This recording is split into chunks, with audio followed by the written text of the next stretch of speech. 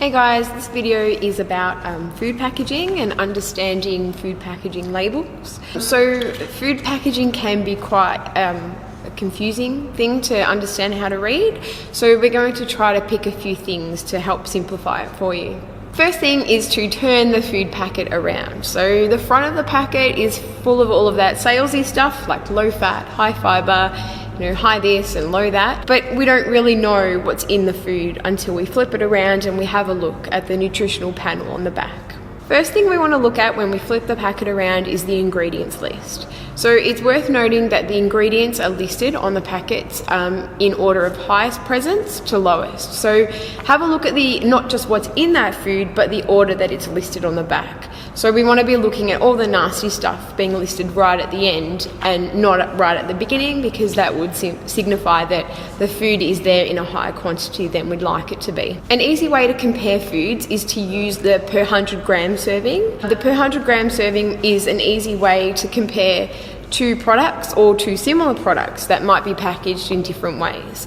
So if the serving size in one pack is say 50 grams and the serving size in the other pack is 30 grams, if we use the per serving breakdown, it makes it a little bit confusing to understand just how much of everything is in that particular food.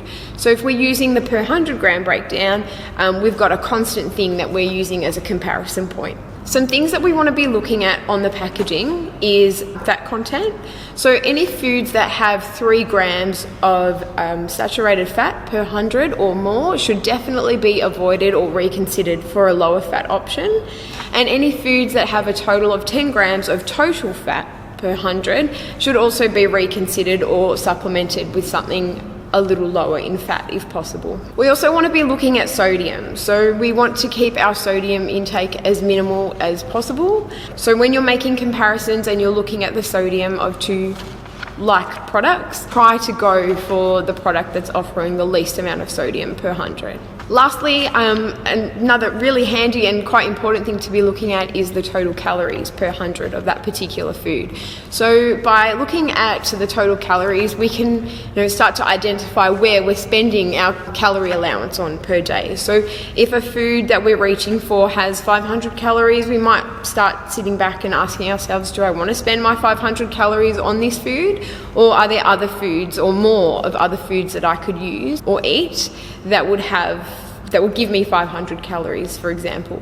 When you're looking at the ingredients list on the back of the packet and we're trying to identify fats, sometimes they're listed under quite obvious names like animal fat or beef fat, and then there'll be things that you probably don't identify as having fat content, so things like coconut. So getting an understanding of where the fats are coming from will also help you to see what makes up the total fat of that food.